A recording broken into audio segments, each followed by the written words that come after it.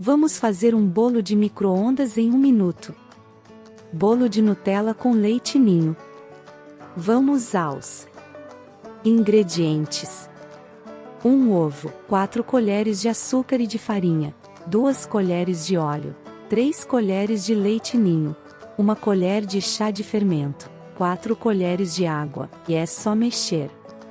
Deixar por 1 minuto no micro-ondas. E passa a Nutella. Está pronto seu bolo de micro-ondas. Em 1 minuto. Fica uma delícia.